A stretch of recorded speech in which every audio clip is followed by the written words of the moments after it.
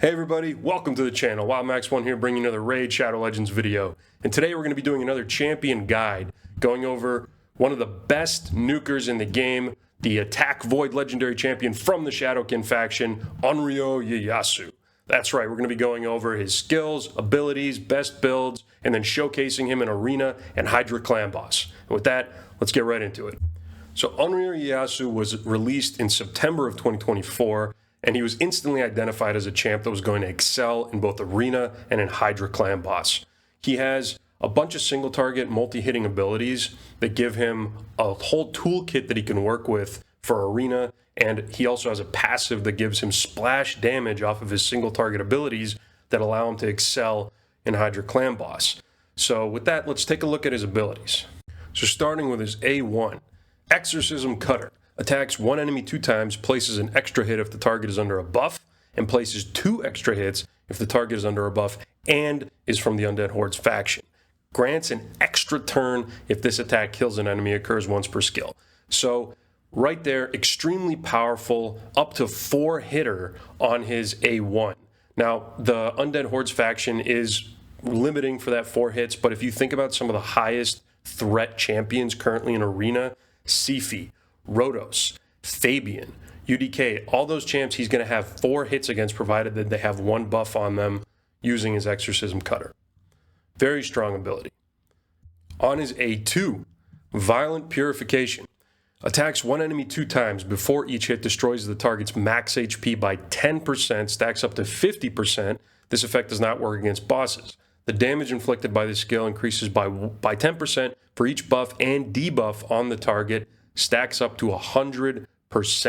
If the target is killed by the skill, places a block, revive, debuff. This books down to a 3-turn cooldown.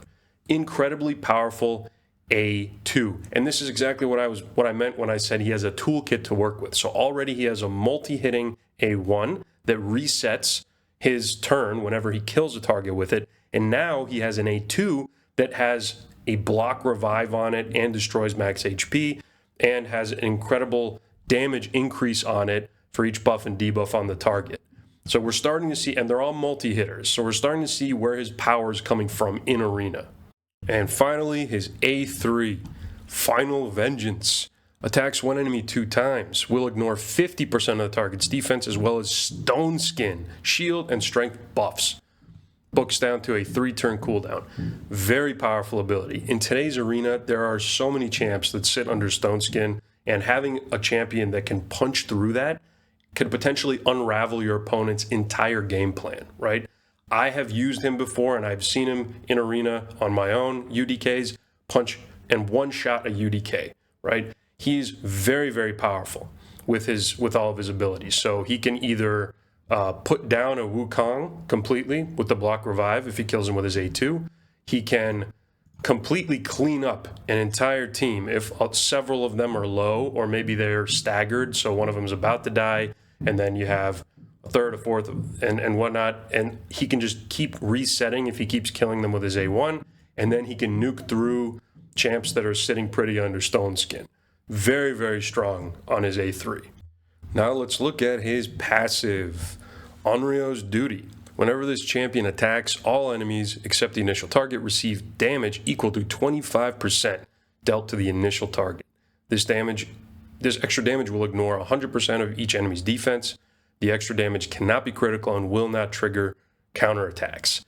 This is where he becomes really valuable in things like Hydra clan boss, right? All of his abilities are single target, but his passive lets him do splash damage to all other enemies, and it cuts right through their defense.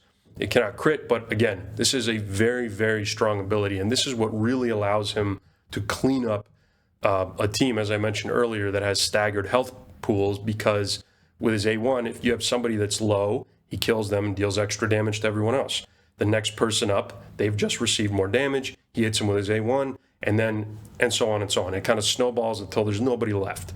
And so in that sense, he can almost clean up a team when they're all low when he gets his turn, almost kind of like a Rotos can. Very, very strong. And again, in Hydra, this passive was what really, really enables him to become one of the best damage dealers. And for his passive, increases ally attack in arena battles by 35%. Not really going to ever come into play unless we leave a speed meta in arena, which I don't see happening anytime soon, but there you go. Those were his abilities. Now let's take a look at generally what kind of stats he has and how you want to prioritize his stats. All right, so looking at his HP, you can see it's pretty low. He's not the tankiest champ in the world. He has extremely high attack, fine defense, fine speed, and the rest are typical stats for a damage dealer. Now, you will note that he does not require accuracy. He can just be built straight up for damage and survivability and speed. So that's nice to not have to worry about that stat. You want to pretty much prioritize him to have 100% crit rate, as much attack and crit damage as you can get on him, and then have him not be a complete glass cannon and give him a little bit of survivability. And with that, let's take a look at how I have mine built. Now, I say this often for champions that I use, but I always find that whenever I build my champions for arena, they succeed wherever else I need them to in the game. And the same applies right here for Onryo Ieyasu. So I have mine built in Stone Skin and Lethal, which is pretty much one of the standard Nuker builds for arena these days. You want them in Stone Skin so that they don't get potentially debuffed or nuked down before they get a chance for their turn. And Lethal is just one of the my preferred, or at least the most accessible ignore defense set for me, because I get it from Dark Fae. However, I wouldn't even necessarily say this is the best build for all content in the game, right? So for arena, I think that this is probably the strongest build that you can get. You can make an argument for 6-piece Merciless and then some reaction accessories, but I would still say that Stone Skin is more valuable and potentially going to be better at safeguarding Ieyasu in arena. So Stone Skin and Lethal, if you don't have Stone Skin, then no big deal. Just make sure you get some ignore defense on him. You want to make sure he hits as hard as possible. You can even go Lethal Pinpoint if you happen to have that, but not a lot of Stone Skin. If you don't care about arena, if you're just looking to build Ieyasu for PvE content like Hydra and things like that, then you are better off, in my opinion, going Merciless set. If you can get a 9-piece Merciless set on him, he is going to absolutely go off in Hydra, right? But again, for me, I need him in both game modes. So here's my build. Now let's take a look at the individual pieces. So for my ring, I have him in attack with trip roll and attack. Now, normally I do like to have my HP at around 50k for my damage dealers, but in this case, you'll see that I have decent rolls on the attack stats for all of his accessories and whatnot. So this is about as much HP. I'm gonna be sitting around 40k for him. It should be fine with Stone Skin. All right, so attack ring with attack rolls, crit damage. Obviously, it'd be nice if this was a 6-star piece. Then we have attack with some speed. For gloves, I have him with crit damage, crit damage. For chest, I have him in attack and attack, and I have speed boots on him, right? So for me, this works out really well in arena, really well in Hydra, and I'm quite happy with this build. Now, if you don't have Merciless, if you don't have Lethal or Stone, you don't necessarily have to. If you have any ignore defense gear that you can put him in, like Cruel, for example, that you're getting off the Demon Lord Clan Boss, or something like that, that'll be fine, right? Even if you have to put him in Perception, if that's the only set you can really craft, no big deal. Or Fatal, if you have that from the Doom Tower, that'll work just fine. But I would say that for PvE, getting 6 or 9-piece Merciless on him, and then for PvP, a mix of Lethal along with either Stone Skin or Pinpoint is going to be your best bet. So let's take a look at total stats now. Just under 40k HP, 6.1k attack, 2.3k defense, just over 250 speed, enough crit rate, 262 crit damage, and that's pretty much all I'll be looking for. I don't care about crit or about res or accuracy on him really. Now he is only 1-star awakened. I would love to get him to 4-star awakening just to make sure that I would have an even 300 crit damage, and I would have, 3K defense, which is much better than 2.3, and I'd be approaching 7K attack, which would be really nice. So definitely going to be looking to upgrade him after my Marius and my Sifi. And again, if you can push his HP a little higher, even if you do have him in Stoat Skin, it matters less. But if you are looking to run him in like Merciless Reaction or something like that, then getting his HP up a little bit higher than this would probably be best for Arena. And with that, let's take a look at Relics. So I've said this for other damage dealers. For Onryo, you really want to make sure that he gets as close to 100% ignore defense as possible. So the Cat's Gaze, I think, is the best bang for your buck for the Relic. I only have mine up to level 3 here, +9, so he's only getting 14% off this, but you can get all the way up to 20% off this, stack along with his 50% ignore defense on his A3, along with Helm Smasher and Lethal. He's that A3 has a good chance of one-shotting whatever you unleash it on. Now, if you don't have the Cat's Gaze, if you missed out on that, other good relics on him, a budget option could just be Malefic Talon, right? It has attack and crit damage on it, and it gives them a little bit of a damage proc. So that one will be just fine. Not looking at any like the mythical ones like Stormcaller or anything like that. So Cat's Gaze would be something that I definitely prioritize if you do have one on your account and he is your best damage dealer. This would be a great champion to put it on. But again, if you're missing that, Malefic Talon would be fine. But for the sake of being thorough, let's say you are really spoiled for choice when it comes to relics. You've got a really expansive collection. So you can also, if you care less about PvE and PvP, right? Because the Cat's Gaze gives you ignore % defense for the target, which is going to be relevant in both. But if you're really just looking to, for example, earlier in the video we talked about his A1 resetting whenever he kills a champion, right? So if you look at Gore Crescent, where his next attack after killing an enemy deals 20% more damage. So if you have him in wave-based content or arena, and you kill that first champ with his A1, it resets. Now he's dealing 20% more damage, just allowing him to keep rolling through the team and keep knocking them all out. Stormcaller, also a phenomenal one for pretty much any damage dealer.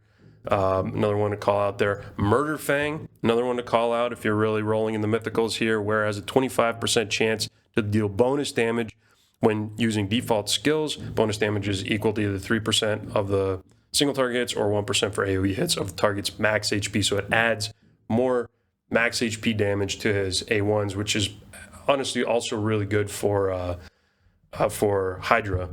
So any one of those would be phenomenal. But again, Cat's Gaze or Cat's Gaze if you want to do both PvE and PvP, and Gore Crescent more for that arena if you're looking at just legendary relics. And if you're rolling in the mythical relics, I don't think you're going to have trouble figuring out what to put on Ieyasu anyway.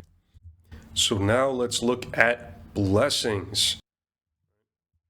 There's a few options you can go on Ieyasu. I personally went with Lightning Cage because I have that stone skin for PvP and I really don't want them to strip it off. And I only really have a 1-star right now. If I had a 6-star Ieyasu, I would probably consider strongly going Crushing Rend on him, which I think is really one of the best ones for... Where's Crushing Rend?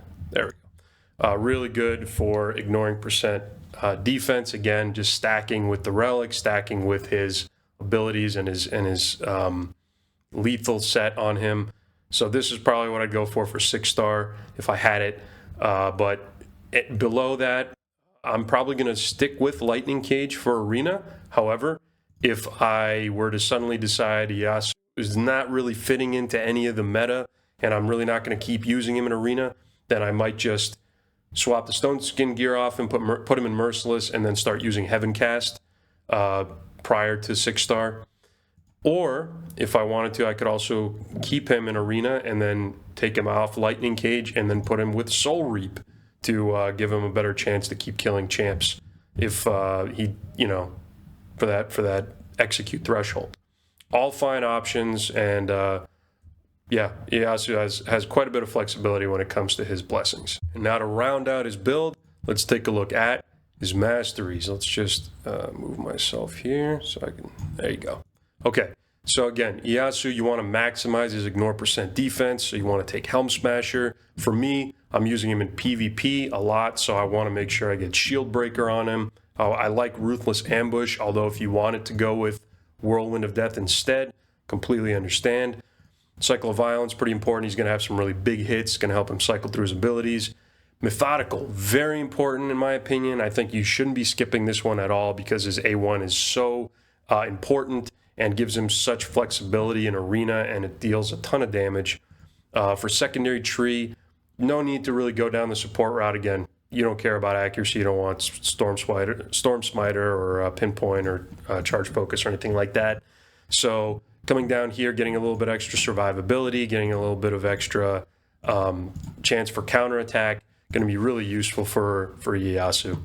Now, with that, let's take a look and try him out in Arena and Hydra Clan Boss. So the first thing that I want to showcase in PvP is going to be Ieyasu's A3 and his A2. So here we have a perfect example of a team where both of them are going to be relevant. With UDK, Duchess, and Blizzard, and Wukong, we have champs that are going to be under Stone Skin. We have revived champs. Wukong, arguably one of the most annoying champs, just keeps coming back over and over again. We're going to see what Ieyasu can do against this team. For support, we've got Odin, Sifi, and Arbias. We're going to be there just pretty much to keep him in a position where he can do and showcase what he does. So we're going to start off with the Sifi A2, buff up the team. We're going to give increased attack, turn meter, and accuracy to the team. Odin's going to try to strip. Okay, so now here we have a perfect situation where UDK with Stone Skin. Let's see what Ieyasu can do to that UDK. Gone. 1A3 completely erased him, right? This is the real, like, the beauty of this champ is to surprise your opponent, right? Because a UDK normally would mean, hey, I'm safe. My team, at least from single target attacks, you're not going to touch us, right? But in this case, Ieyasu comes in and just completely annihilates somebody, and that can completely throw off how your opponent's going to try to approach the match. Now, we're going to use the A2 on the Wukong, block revive, gone. So again, that was their damage dealer, I'm assuming, unless this Blizzard is built like an absolute Chad. So this is a perfect showcase of Ieyasu's, and there's his, and there, I couldn't have scripted that one better. Ieyasu went in with his A1 on the Blizzard, killed him, the Blizzard revived, and then Ieyasu reset his A2, used that again, and the match is over. So there's a perfect example of Ieyasu's A3 and his A2 and his A1 all in one match, completely dominating the opponent. All right, now let's try to find a match where Ieyasu can really showcase the power of his A1, right? I want you to see how Rotos-like it is when he can just keep going through and just knocking out and dealing splash damage to the team while eliminating their champs. All right, so let's buff up here. Everybody there is pretty squishy. Nope, you don't see any stone skins. So this is a perfect situation where if you outspeed the team, or let's say you catch the team while they're low, you can just go in with Ieyasu. So I see that Allies has the lowest HP. There we go, splash damage. Let's go with the next champ. Splash damage. Fabian took 2 hits, splash damage, and finish it off. A3, done. Just a clinical execution right there of that team. And again, really shows how, let's say you're even in a tankier match, you get some of their, you have 2 nukers, maybe you have a Marius and a Ieyasu or something like that, or whoever your AoE damage dealer is, goes in, deals damage, but doesn't quite kill the other team. Then your Ieyasu comes up and he just cleans everything up. So this is really the skill and what this champion can bring to your team in Arena. Really, really powerful. Now let's take a look what he does in Hydra Clan Boss. Okay, so we're going to be putting Ieyasu on my Nightmare team. He's going to be replacing my 6-star Ninja in this case. And I just want to go a few turns here and just show you how his passive makes him one of the most effective DPS in Hydra Clan Boss. So let's go ahead and buff up here. Apply some decreased defense and weaken. And let's immediately start getting him attacking. Alright, so there you go. With Hex and with his passive, additionally, there's a lot of damage going around in AoE right now, even though all he's doing is single target attacking. So we're going to try to get some of these heads down and see how it goes. So right now, with that many debuffs on the Head of Mischief, along with the buffs on Ieyasu, Violent Putrefaction should do some decent damage. Let's see what it does. Okay, did some pretty good damage right there. And the splash, as you can see, I haven't targeted any of these heads virtually with any DPS. He's my only DPS on this team right now, but already from just going from the Head of Mischief, going on to the Head of Mischief, he's bringing down all the other heads at the same time. So we're going to continue to put debuffs on there because my Lydia is in Feral, 9-piece Feral. All right, let's keep going here. Let's get another hit with Mikage enabling him. Okay, and now we've got a head down. Good. Let's get that going. All right, let's see how much damage this does. Look at that. We already have the Head of Torment halfway down just from DPSing one head. Now, ideally in this kind of a comp, you would still want to have another DPS. Just as you can see right here, he is currently targeted for being the next to be devoured. So you do want to be able to have some way to break him out. But provided that you do, Ieyasu is just going to be taking out all the heads pretty much on his own. And so this works also if the head, here I can showcase it right now with the Head of Wrath right here. Notice it's under Poison Cloud. Normally this would be a big pain in the butt unless you had an HP burnout. But with Ieyasu, I go in and he's just DPSing down through Poison Cloud just by hitting a different head that doesn't have it. Very, very effective champion. Let's just do a few more turns here. See how hard he can hit here with the boom, just like that. Blowing heads up. All right, so we ended that run after just 8 boss turns, but already Ieyasu doing 31 million damage during that run. At no point was I at any threat of losing control over the encounter, even though he was the only DPS on the comp because of that single target, but splash damage that he's able to do. If you have Ieyasu and you get a chance to use him in your Hydra comps, just build around and make sure that he has at least one other DPS champ supporting him, and I guarantee you he's going to shine for you in this mode. And there you have it, everybody. Onryo Ieyasu, the single target nuker with tons of AoE damage and a unique kit that makes him excel in a lot of different game modes. If you enjoyed this guide, I urge you to like and subscribe. Let me know down in the comments below if there's any other champs that you'd like to see a guide for. Thank you for watching the video. Thank you for your time. Have a great day, and I'll catch you in the next one.